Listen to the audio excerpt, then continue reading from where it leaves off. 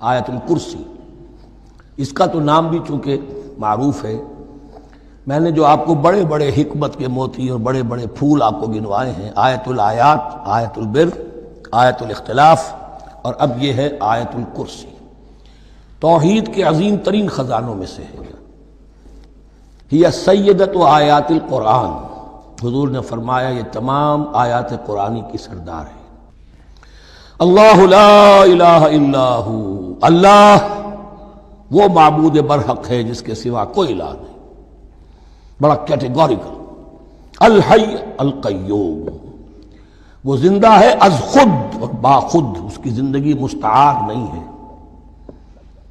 وہ جو کہا ہے کہ مانگ کے لائے تھے 4 دن، 2 آرزو میں کٹ گئے، 2 انتظار میں، عمر دراز مانگ کے لائے تھے، اللہ کی زندگی ہے، اس کی از خود زندگی کسی کی دی ہوئی نہیں، اور اس زندگی میں کوئی ضعف نہیں، کوئی کمزوری نہیں، کوئی احتیاج نہیں، آگے آ جائے گا، نہ اسے نیند آتی ہے نہ اونگ آتی ہے۔ قیوم، خود اپنی جگہ وہ زندہ جاوید ہستی ہے، اور باقی ہر شے کا وجود اس کے حکم سے قائم ہے، کوئی شے قائم نہیں ہے بغیر اس کے اذن کے۔ تو گویا کہ احد اور الصمد، اللہ اپنی جگہ احد، لیکن باقی پوری کائنات کے لیے صمد ہے، جو سورہ اخلاص میں 2 الفاظ آئے ہیں، قل هو اللہ احد اللہ الصمد۔ اللہ حی ہے اور قیوم ہے، لا تاخذہ سنۃ ولا نوم، اس پر غالب نہیں ہو سکتی نہ نیند نہ اونگ۔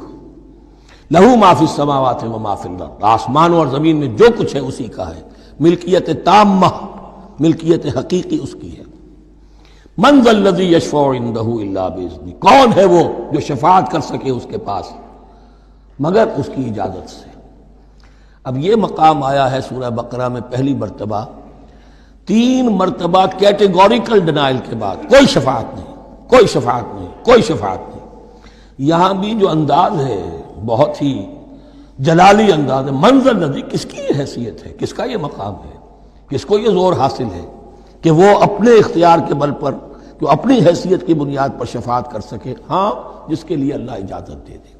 استثناء کے ساتھ شفاعت کا یہاں پر پہلی مرتبہ آیا، ورنہ سورہ بقرہ کے 6 رکوع کی دوسری آیت، واتقوا یوما لا تجزی نفس عن نفس شیئا ولا یقبل منها شفاعۃ ولا یؤخذ منها عدل ولا هم ينصرون۔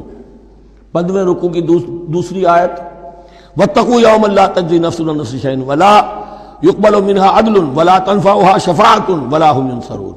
اور اب اس سے پہلے کی آیت میں آ چکا ہے ولا شفاعہ، کوئی شفاعت مفید نہیں ہوگی، لیکن یہ کہ اس میں ایک استثناء ہے۔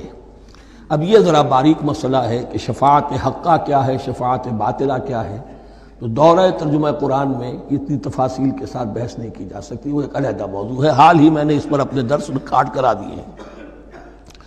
یعلم ما بین ایدیہم وما خلفہم، وہ جانتا ہے جو کچھ ان کے سامنے اور جو اس کو پیچھے ہے۔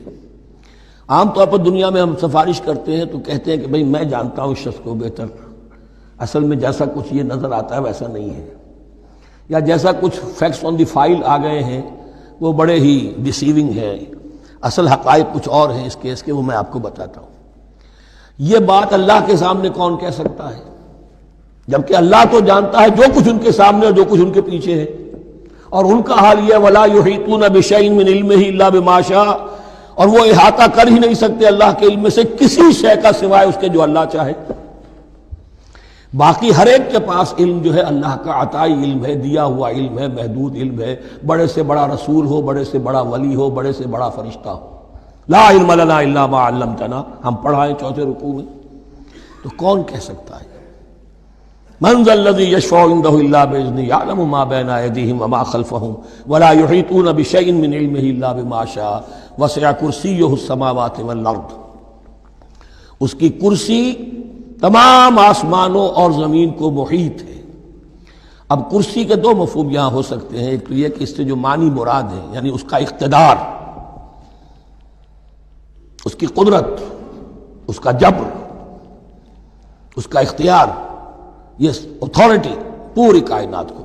ایک یہ بھی ہو سکتا ہے کہ اللہ تعالیٰ کے لیے ہم نہیں جان سکتے، یہ آیات متشابہات میں سے ہے کہ کوئی شے بھی ہو واقعتاً جس کو ہم اسے کرسی کہہ سکیں، عرش، کرسی، ان سب کے بارے میں یہ دونوں باتیں ذہن میں رکھیے یہ بھی ہو سکتا ہے کہ ان کی کوئی مجسم حقیقت ہو جو ہمارے ذہن سے، ہمارے تخیل سے ماورا ہے، اور یہ بھی ہو سکتا ہے اس سے استعارہ مراد ہو، اس کا اقتدار و اختیار آسمانوں اور زمین پر چھایا ہوا ہے۔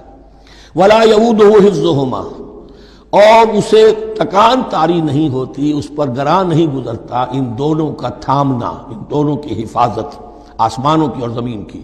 وہو العلی العظیم، اور وہ العلی ہے، بلند و بالا اور عظیم ہے، بڑی عظمت والا۔